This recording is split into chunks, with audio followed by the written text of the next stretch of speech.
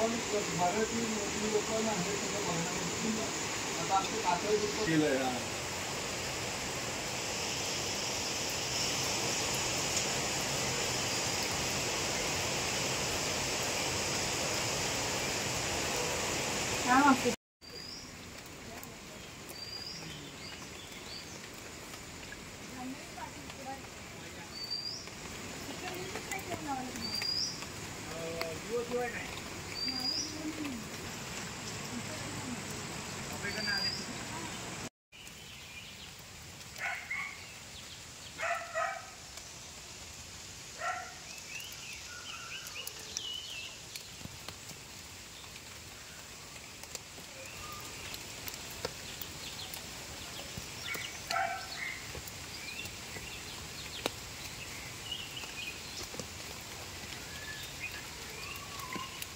आणि जसं जसं मग पाऊस संपला मग चालू होतं रिक्त.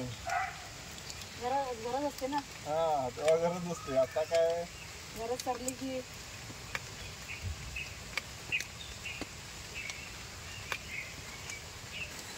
मला एकाने असा पण फोन केला, साळुंके म्हणून कोणतरी होता, आमच्या घरात पाठ नाही म्हणजे तुमच्या घरात नाही त्याला मी का करू, मी जांभरूनच.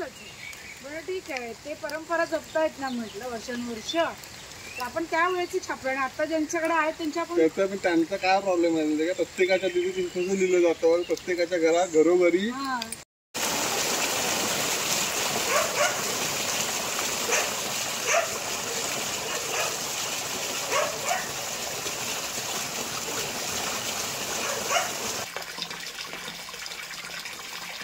आता नळ सिस्टीम झाली घरात. बरोबर. पण पहिल्यांदा इथून पाणी भरायचं आणि आत म्हणून ठेवायचं.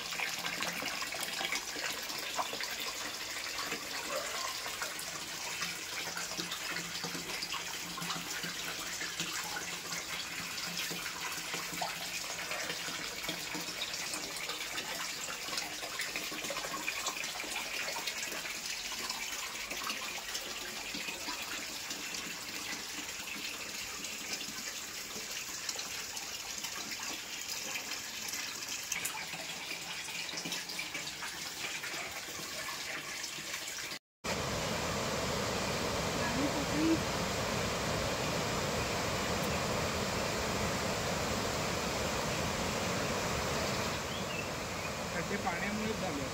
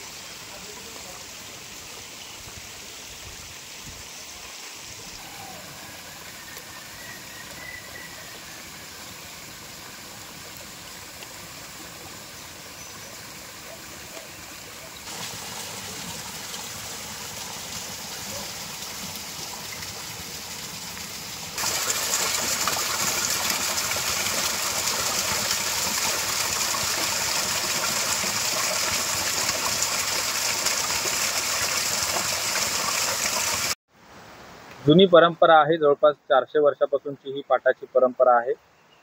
सध्या कशा पद्धतीने जपणूक करताय?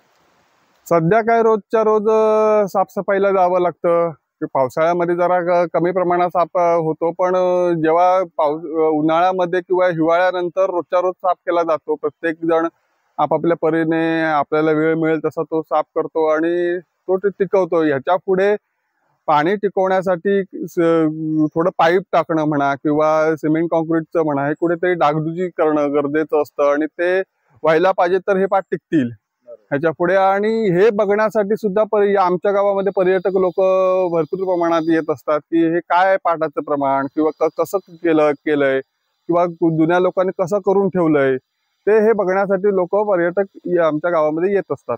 आपलं नाव? अभय शितूत, जांभरुण. 400 वर्षापासूनची परंपरा या गावाला पाटाच्या पाण्याची आहे.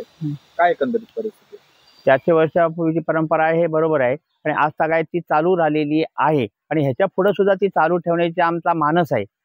आणि साधारण 15 ते 20 लोक 2 पाट जे आहेत त्या ह्या 2 पाटाचा वापर करतात. बागायतीसाठी, शेतीसाठी, पावसाळी शेती पण आणि उन्हाळी शेती पण दोन्ही याच्यासाठी वापर करतात. झऱ्याचं पाणी आहे का? आणि हे झऱ्याचं पाणी आहे, साधा अर्धा पाऊण किलोमीटर लांब आहे. तिथून ते इथपर्यंत येतं. आपलं नाव? माधव दत्तात्रय शितूत.